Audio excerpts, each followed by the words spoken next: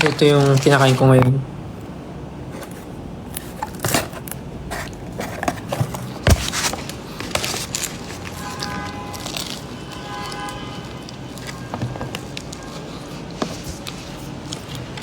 Kaya ba kumain na ba kayo?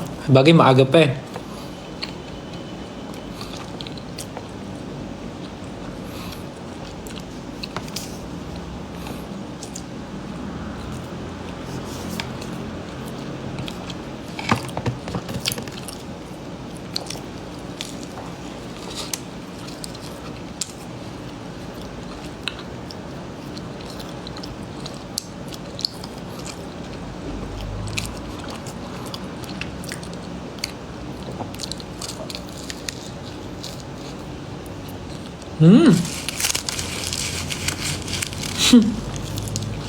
Coach Nobita.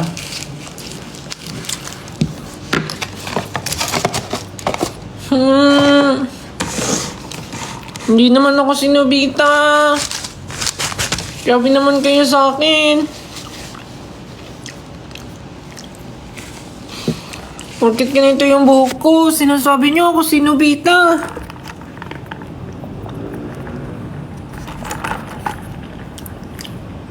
Sino ba talaga? Nobita o Detective Conan?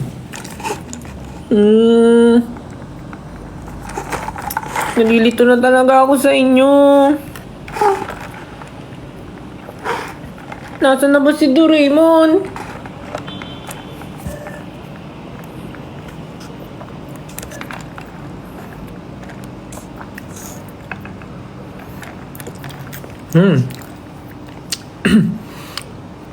Di ba yung Boston cream meron siyang chocolate sa ibabaw? Yung chocolate no nandito sa ilalim ng drink. Sarap. Should try this.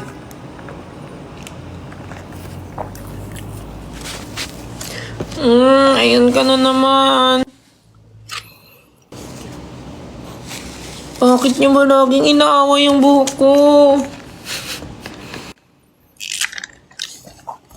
Actually, sino daw gumupit ng bangs ko? Nung ano pa yan eh. Nung Bingo Plus pa yan, ganyan na yung bangs ko eh. Ngayon kasi, ginulo ko lang siya. Kasi kanina, nag-chill lang ako dito sa bahay. May ginagawa, may mga tinatapos, then nagpa-practice. Then, bigla silang nagyaya na manood ng play. So dahil wala naman ako masyadong heavy na gagawin, sumama ako manood ng play. Tapos maaga siyang natapos. So pag uwi ko, bigla akong nagutom. Kaya, yan, umorder ako.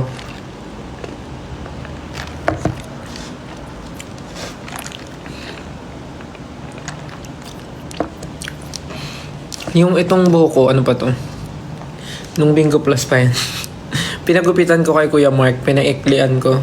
Tapos pina-undercut ko. Lower, ano yung tawag doon? Basta something yung gupit.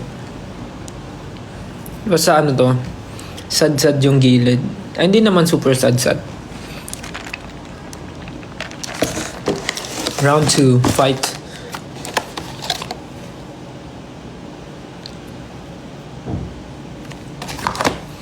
Yeah.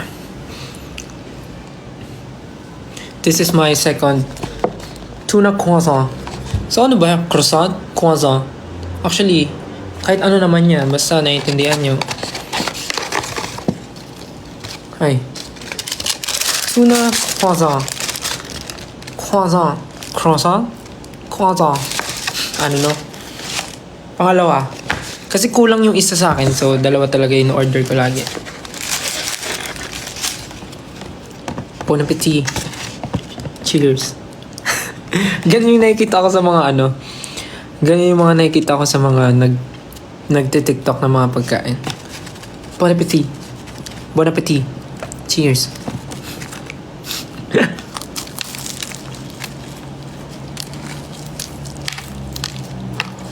Sorry.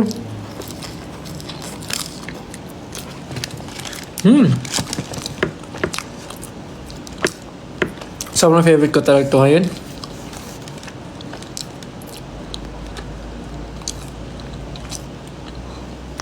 Like, Minsan breakfast, nag-order ako nito. Minsan naman, merienda. Pero ngayon, ewan ko, ito yung hinahanap ng aking tiyan.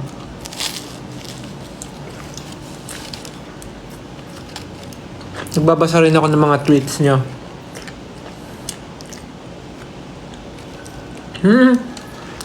May mga nagbabasa ako, nagkikrave din sila. Bigla silang nag-crave ng ng bread.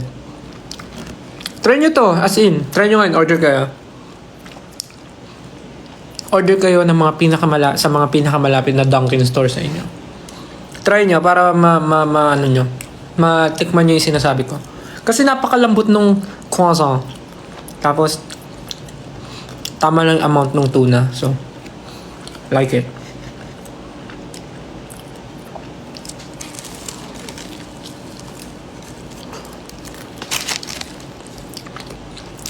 Sorry, ang kalat kong kumain.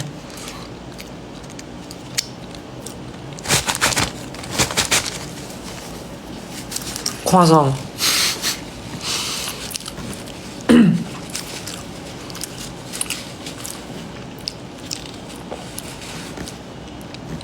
Ngayon pa lang po magsasorry na ako kung mali po yung pagkakasabi ko. Kung croissant. Ngayon pa lang po magsasorry na ako kasi baka may masabi na naman. Ay, joke. Joke na.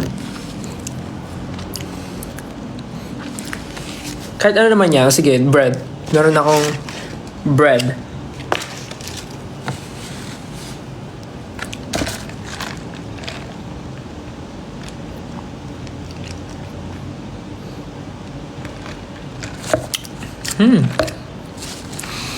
Best combo.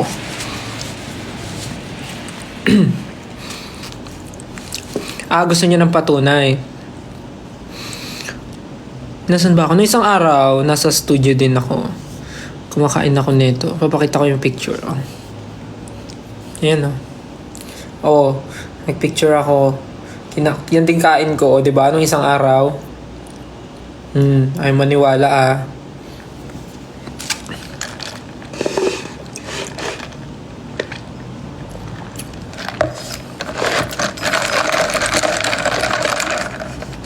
Oo, ako rin. Kanina, nanood ako nung ASAP live ni Jack. Si Surreal. Si Boy Halaman. Mas bagay sa'yo walang tattoo. Wala po akong tattoo. Si Stel po ito ha. Si Stel po itong nagla-live ha. Wala po akong tattoo.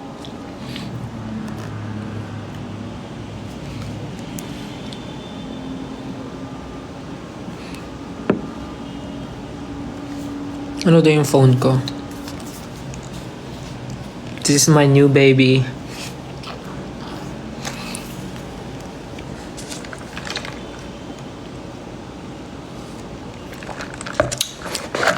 Sino kasama ko?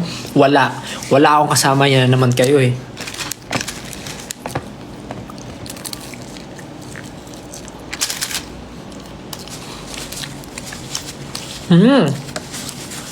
Anong coffee yung iniinom ko? This is Boston Cream Ice Latte ng Dunkin'. Bago siya sa menu. Parang December last year or November last year at na nirelease to. Not sure. Tapos meron din silang strawberry cheesecake latte. Meron din sila. Pero hindi ko pa natitikman yun.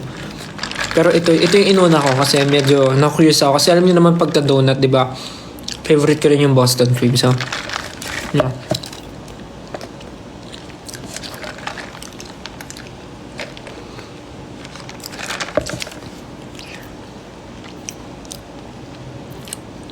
Yeah, see you sa March 9. Yes po, alam ko na po. Meron po kaming event sa Aurora.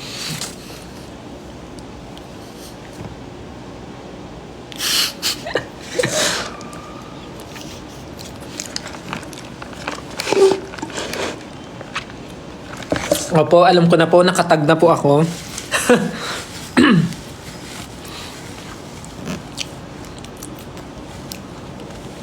Meron po kaming events. Meron po kaming Aurora event. Yes. And then Abra, yes. Yes. Yes na yes. Yes. Tama, walang mali.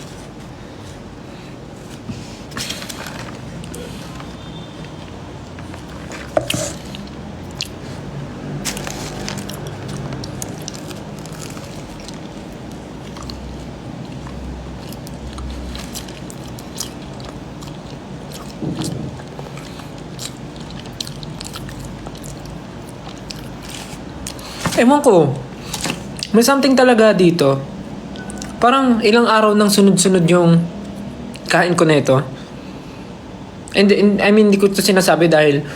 Sorry. Hindi ko to sinasabi dahil Dunkin' endorser kami. Pero ewan ko, ito talaga yung sobrang favorite na favorite ko.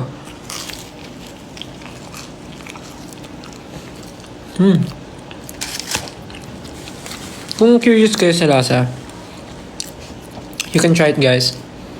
You can go to the Dunkin' store near you, or you can check Grab. Meron sa Grab, syempre. You can order sa Grab kung ayaw nyo lumabas. Sobrang worth it. For me, sobrang worth it.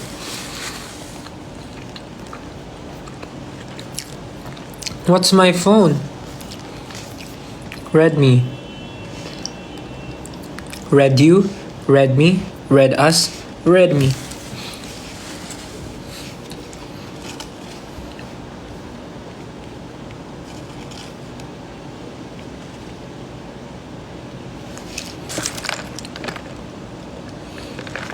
Hello po sa ating 6.1k viewers. Hi guys. What you doing? Dami palang mga Redmi users dito eh. Hi guys. Hello Stel from Singapore. Hi. Healed na ba yung piercings mo? Actually I'm not sure, but pag ginagalaw ko sila, hindi naman na sila ganun kasakit. But I guess kailangan pa nila ng konting, kasi sabi 3 months daw eh, especially yung sa dito. Itong dalawang to. Ito talaga yung medyo masakit. I mean madugo sa lahat.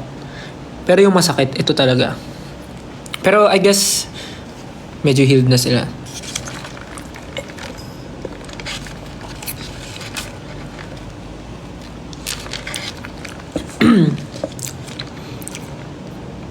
Di ba masakit pag may headset? Hindi naman. Try natin. Wow! Try na. Ay, nalagyan ng tinapay. Yakadiri, napakababoy naman ni Sted. Dahil yung ano lang, crumbs lang yun. Tcharan! This is the Redmi earphones. Pag nilalagay ko siya, hindi naman masakit. Tama naman. Hindi naman siya masakit.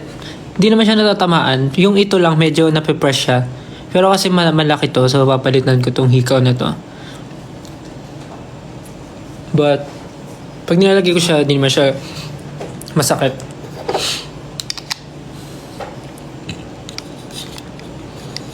Kala ko ba ako lang?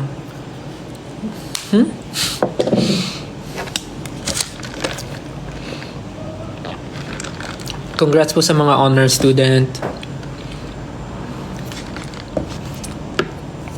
Congrats.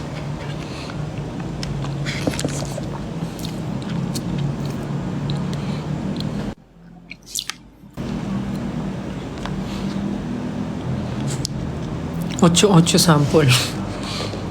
Okay na po yun, guys. Ang dami na pong videos sa social media. Medyo nahihiya nga ako actually.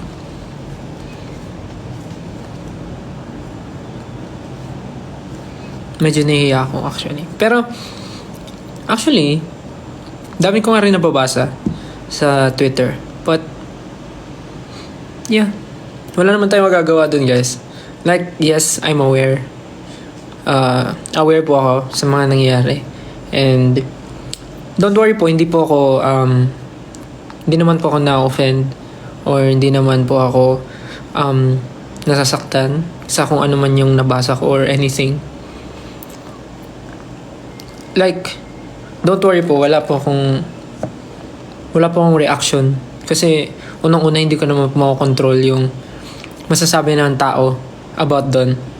So, ba't pa po ako magpapastress? Yeah, but honestly, wala talaga. Wala talaga. Like, nung may nabasa lang akong something. Actually, isang tao lang naman yun. So, bakit naman tayo magpapa-apekto? Pero, ayun nga. Just to clarify things lang. Kasi ang dami ko rin may mga nabasa ko na sobrang, concern na wag daw muna ako gumamit ng app, ng X, ng Twitter.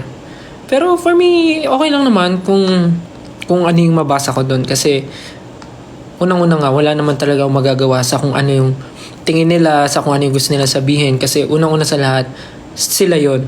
And wala naman tayong magagawa sa kanila. Kung supporter siya or basher siya, wala na tayong control doon. Basta,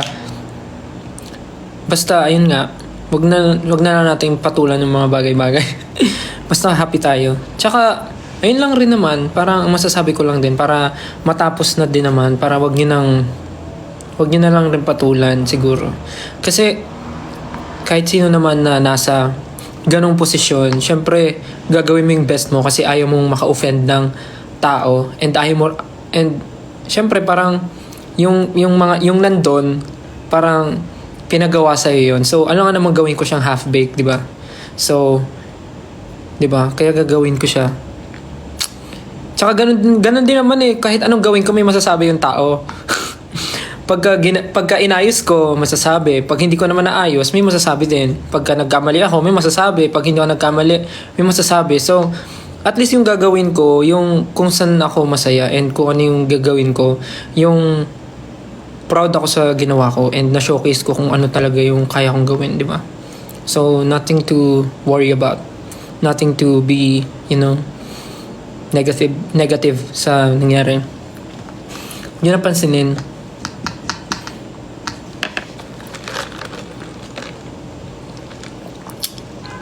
Kesa naman, di ba, gawin ko tapos mag-inarte ako doon, magpabebe ako, hindi mas lalong maraming nainis sa akin. Siyempre, ayusin ko. Pakantayin ka ba naman nung mga lodi cakes mo eh. Hindi mo ba gagalingan? Siyempre, gagalingan mo dapat. Ay, gusto niyo ba ng story time?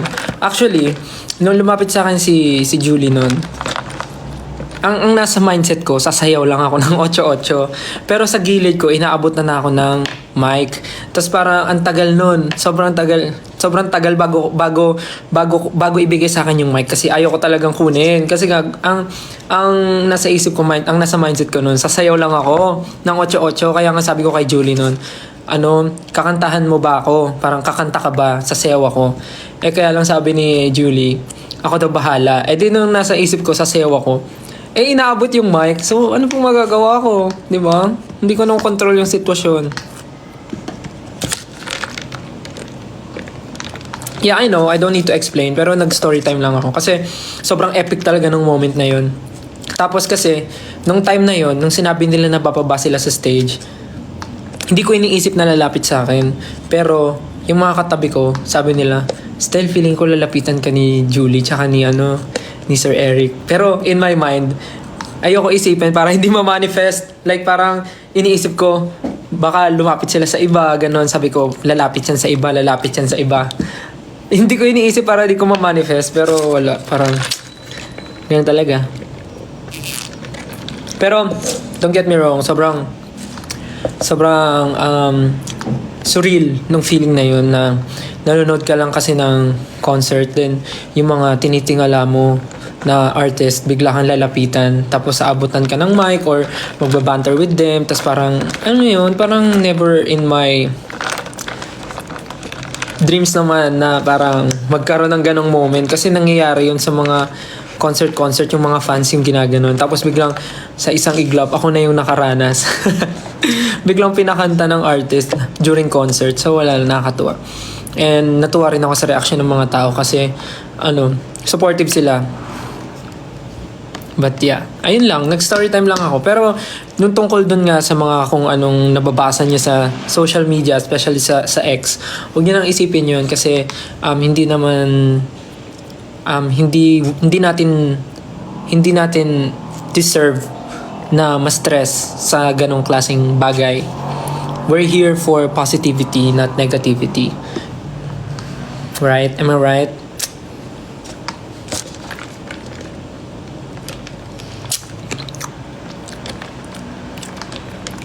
Move on na tayo. Actually, di ko nga talaga siya pinapansin. Pero yun nga lang, yung mga... Alam ko naman kasi na grabe yung love and support nyo. Kaya gusto ko lang din i-clear para at least matapos na yung masamang tinapay kung meron man sa inyo.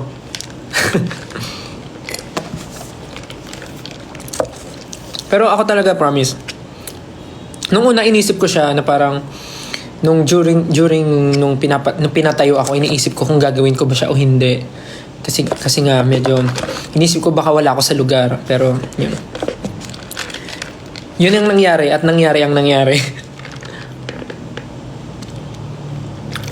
Pero kung iniisip niya na naapektuhan ako, sorry guys, sorry, but you guys failed. Hindi po ako naapektuhan.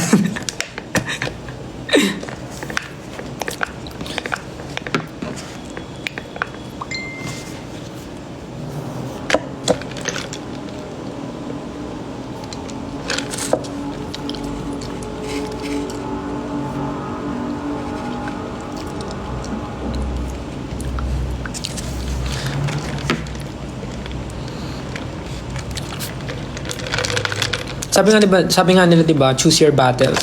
Feeling ko naman wala naman dapat tayong... Actually, wala naman battle. Battle of the bands.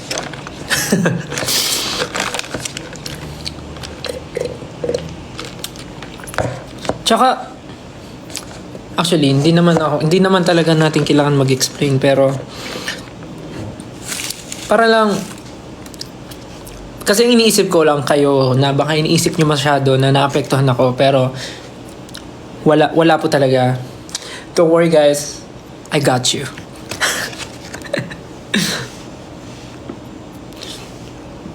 Sa dami na nating na-experience eh.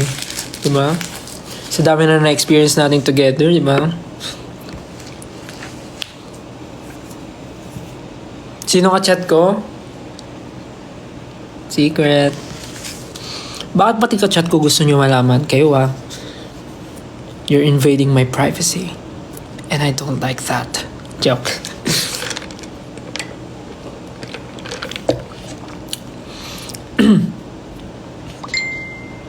Pero kasi nakakatuwa rin naman kasi talaga, like, actually natutuwa ako sa inyo kasi grabe kayo talaga, like, I really appreciate everything, yung care, yung mga bagay na ginagawa nyo for me and for us. Sobrang na-appreciate namin yun. Pero parang kami rin gusto namin sabihin na chill lang din kayo kasi we're here for each other.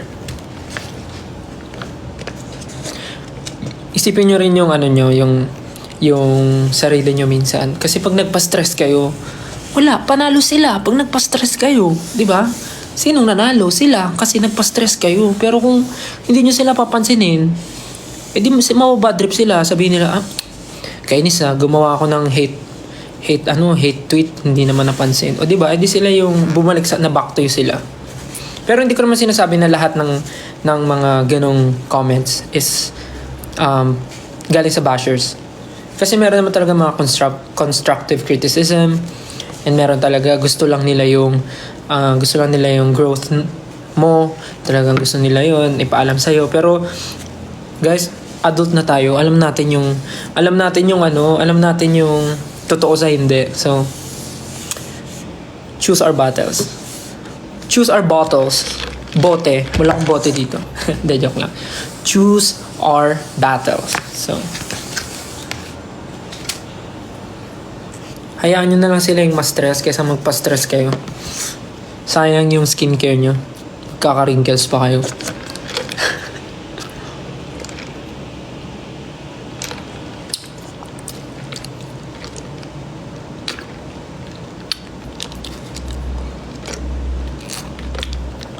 Anong iniinom ko? Joke lang. Boston Cream Iced Latte. Try this if you want to taste the goodness in heaven and earth and above.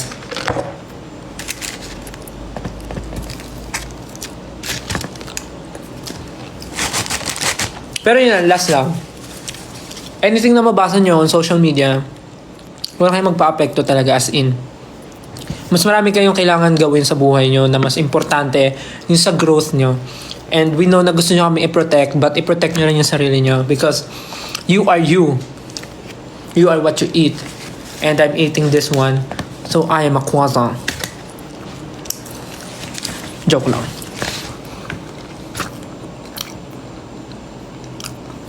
Nung oras ako natutulog, actually may bad habit nga ako ngayon eh.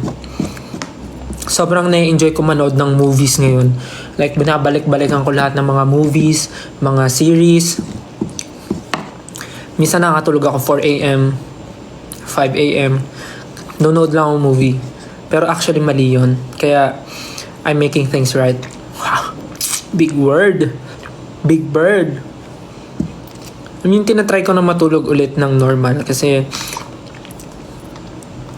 may mga upcoming private events or upcoming schedules, mga shoots, mga ganun. So, kailangan maaga na ulit. I mean, kailangan normal na ulit yung body clock. So, yeah.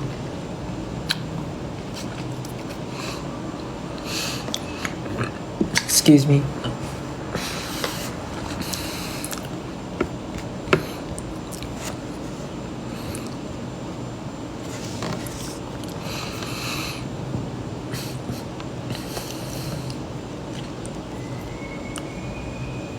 Sa mga nagtatanong po, Boston Cream Iced Latte.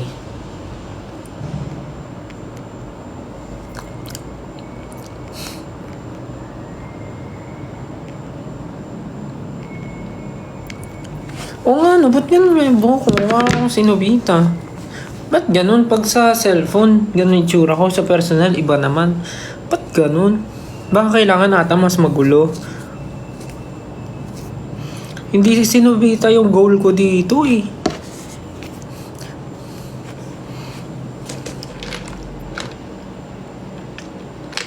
Padre Salvi daw.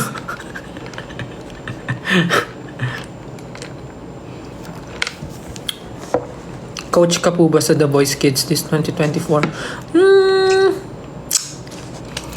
Hindi ko po alam eh. Sorry hindi, I cannot give comments about that kasi baka po magamit sa akin yan in the future. Hindi, joke lang. Hindi ko pa po sure. Wala po ako sa lugar to disclose anything about that. But yeah, we're hoping. Sana po.